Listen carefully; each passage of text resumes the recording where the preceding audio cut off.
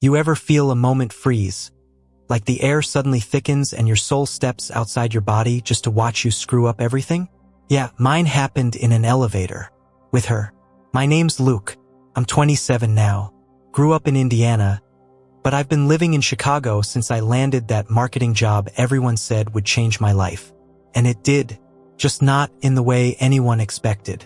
This is the story I've never told anyone. Call it, I said, "You deserve better," she whispered.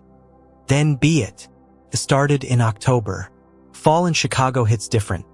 That clean, sharp wind, the smell of roasted chestnuts outside Union Station, and that moody, golden hour sunlight that makes everything look like a movie.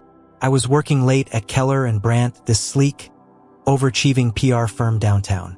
Deadlines, deliverables, and digital illusions. That place was a glass castle built on coffee and silent competition.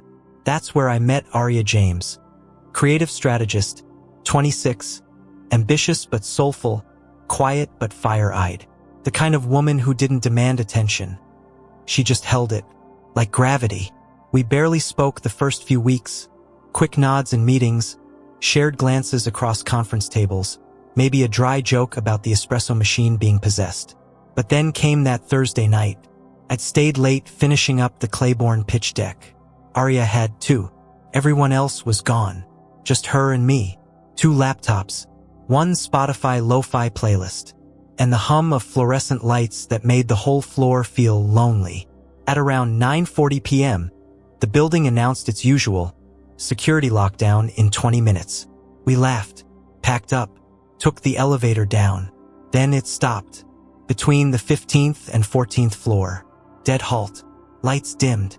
Just the emergency red glow and the sound of breathing, hers and mine. "Well," she said, brushing a strand of hair behind her ear. "Guess we're doing that cliché thing now." I laughed, only missing the wine and awkward confession. She leaned back against the mirror, smiled at me softly. "So make one." I froze. She didn't mean it, right? But something about the way she looked at me, tired, amused, curious, made it feel safe. I said quietly, "I'm not who everyone thinks I am here." She tilted her head. "Then who are you, Luke?" I looked down, thought of my father, the pressure, the fake LinkedIn smile I wore every day. "I don't know," I whispered, "but I'm exhausted pretending to be someone he'd be proud of." There was a long pause. Then she stepped closer. "Me too. That elevator ride. It only lasted 13 minutes, but something cracked open inside both of us. We didn't kiss. We didn't even touch. But we walked out different people. The days after were a slow dance of stolen glances and quiet conversations. Emails that ended with ellipses. Lunchtime walks around Grant Park. She told me about her mother, a painter who died when Aria was 16. Her dad remarried fast. Too fast. She said sometimes she still wakes up feeling like she has to tiptoe around other people's expectations. And I told her about my father, a Wall Street shark who never believed in feelings, only results. How I grew up in a house where silence was louder than yelling, where love came with terms and performance reviews. Our stories mirrored, our pain echoed. But there was a problem, a big one. Her boss, Miles Grayson, senior partner, late 40s, divorced, powerful, and deeply invested in Aria's potential. Everyone knew, nothing ever confirmed, but the way he watched her in meetings, it wasn't subtle. And Aria? She avoided the topic. Every time I tried to bring it up, she'd say, "Let's talk about something beautiful instead." I didn't push. I told myself I trusted her. But deep down, I knew I was lying. Then came the night that shattered everything. December 12th. Company gala at the Vesper Hotel ballroom. Black tie, champagne towers, Miles in a tux, grinning like a goddamn villain. I walked in, saw her across the room. She wore this emerald silk dress, and for a moment I forgot how to breathe. She smiled when she saw me, but then he appeared behind her, hand on her back, too low, too familiar. They walked off toward the balcony. I followed. Maybe I shouldn't have, but I did. And what I saw out there through the crack in the door, Wasn't a kiss. Wasn't an embrace. It was her pulling away, saying something firm, drawing a line, but he grabbed her wrist. That was enough. I barged in. Let her go. Miles laughed. Easy, Romeo. Luke, she whispered. Her eyes were wide, panicked. Don't. I didn't care. I stepped between them. You touch her again, I swear. He smirked. She's been playing the game longer than you've been here, kid. Wake up. I turned to Arya, and she didn't say anything. Not one word. Not stop.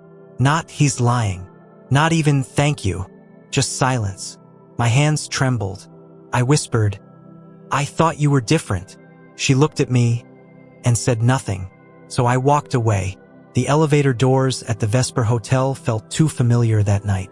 Same red glow, same suffocating air, but this time no confessions, just heartbreak. I didn't go to work the next day, or the day after that. Called in sick, turned off my phone, threw it into a drawer next to unopened letters from my dad, a college ring I never wear, and a photograph of a boy I barely recognize anymore. All I could hear in my head was Miles saying, she's been playing the game longer than you've been here, kid. And worse, the look in Arya's eyes. It wasn't guilt. It wasn't shame. It was something I still can't name. Something like sorrow wrapped in silence. By Monday morning, the emails started piling in. Internal drama. HR whispers. Apparently, Miles filed a complaint against me. Aggressive behavior in a professional setting. Classic power move. They called it a misunderstanding. Asked me to take some time. Translation. Lay low until the story dies down. But none of that mattered, because I wasn't thinking about work. I was thinking about her. That Tuesday, around 6 p.m., my apartment buzzer rang. It was Arya. Hair pulled back. No makeup. Eyes red. She stood in my hallway like a memory. Fragile, full of regret. Can I come in? She asked. I hesitated, then stepped aside. We sat in silence on my worn-out couch, the city glowing through the window like a backdrop for everything we'd never said. She finally whispered, I didn't say anything that night because I froze. Not because you were wrong. You weren't.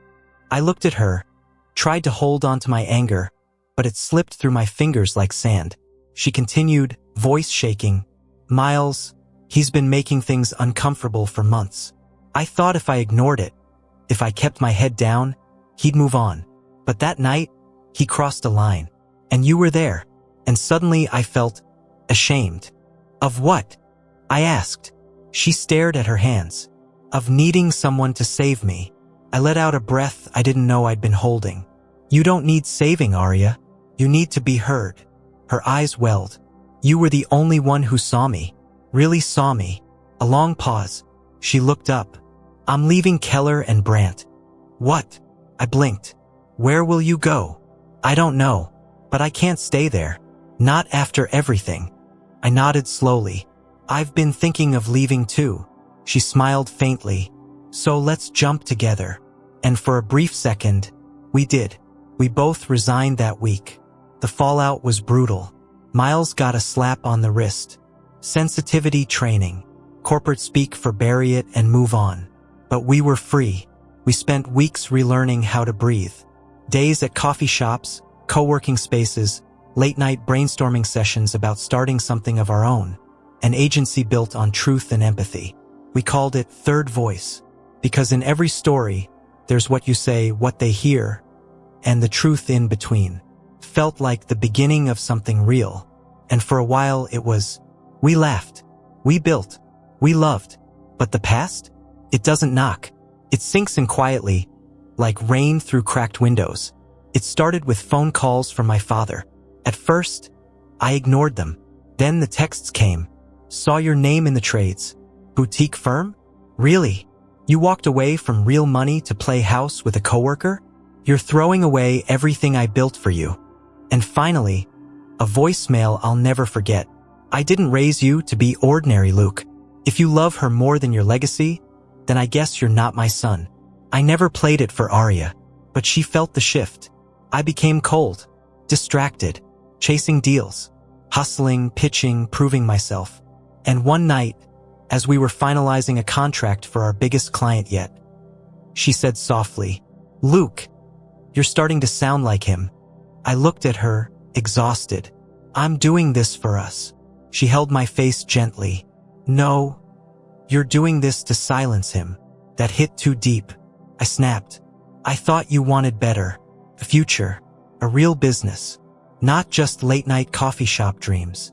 She stepped back, eyes stinging, then whispered, "I do want better, Luke. That's why I stayed. But you say I deserve better. Then be it." The silence that followed was louder than any scream. That was the last night we shared a home. She moved out the next morning, left behind a mug, a sweater, and a note that read, "We were magic, but love without presence is just performance. I need more than a man who sees me. I need one who stands beside me, even when the world doesn't." I held that note for hours, read it until the ink blurred with tears. The agency survived. Barely. But I didn't. Not really. Part 2 ends with a question. Do you want me to tell you how it all ended? How I found her again? Or if I did? Do you want to know how it all ended? If I found her again? Or if I didn't? The truth is, I didn't find her. She found herself.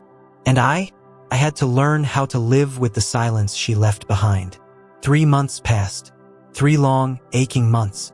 Every morning, I'd wake up half expecting to hear her humming in the kitchen, her bare feet padding softly across the hardwood floor. But it was just me. Me and the echo of every word I didn't say when it mattered. I buried myself in work, not because I believed in it anymore, but because it was the only thing that didn't ask me why she left. The truth? I had become everything I once said I'd never be. My father's shadow in startup clothing. Chasing legacy instead of love. Winning contracts but losing her heartbeat. She started a new firm with 2 other women. I saw it in a post on LinkedIn. Aria James, co-founder, The Kind House. Their tagline? Strategy with soul. It hurt, because I knew exactly what that meant. She built the life we dreamed of, without me. But then came the email. No subject line. No greeting. Just 3 words. "Can we talk?" My hands trembled. I didn't answer for days. But when I finally did, she replied instantly. We met in a bookstore cafe near Wicker Park. Her choice, not mine. I recognized the place. She once told me her mother used to take her there as a child, before school plays or rainy day matinees. When I walked in, she was already there. Same fire in her eyes, but calmer, wiser. I sat across from her, and for the first time in months, I didn't feel like I had to perform. We didn't talk about the past. Not at first. We talked about everything else. The cafe's playlist, the barista's nose ring, the poetry book she was reading. Then, over the rim of her coffee cup, she said, "Do you remember the elevator?" I nodded. How could I forget? She smiled faintly. That was the first time I realized someone could see me and not try to fix me. I blinked. That hit hard. She leaned in, voice low. "But later, you stopped seeing me, Luke. You started trying to shape me into your answer. Not our answer." I opened my mouth to defend myself, but stopped, because she was right. "I got scared," I finally said. "Not of you, but of what you made me feel. I thought if I could build enough, earn enough, prove enough, maybe I'd finally deserve you." Her eyes welled. She whispered, "You always did. You just didn't believe it. And I couldn't spend my life convincing you." That's when I pulled out the letter. The one I had written weeks earlier, but never sent. I slid it across the table. She hesitated, then opened it. Her hands trembled, and as she read, the silence between us softened. Excerpt from the letter. "Aria, if you're reading this, it means I finally found the courage I didn't have when you left. You once told me that love isn't what we say, it's what we show. I didn't show you the right things. I showed you fear dressed as ambition, insecurity posing as leadership. But you were never my mirror. You were the light I refused to stand in. I'm not writing to win you back. I'm writing to tell you, I see you now, fully, Clearly. And I hope someone out there sees you the way I didn't when I had the chance. You deserve better. And maybe, just maybe, I'm finally ready to be it. For someone. For myself. When she finished, she didn't cry. She just reached out and held my hand across the table. No promises. No second chances. Just presence. And for the first time in a long time, that was enough. It's been a year now. I still run Third Voice. Smaller team. Fewer clients. But every campaign has meaning. Sometimes I see her at industry events, local fundraisers, quiet coffee shops we both still love. We nod. We smile. And sometimes we talk. But mostly we let each other be. I don't know if we'll find our way back. I'm not even sure that's the point anymore. Because love, real love, doesn't always end with a wedding or a reunion under the rain. Sometimes it ends in a quiet cafe, with a shared memory, a letter that was finally delivered, and a whisper of closure between two people who once burned too brightly together. And maybe that's enough. Maybe that's everything. Because sometimes the most honest kind of love is the one you learn to carry gently, even when it's no longer yours to hold.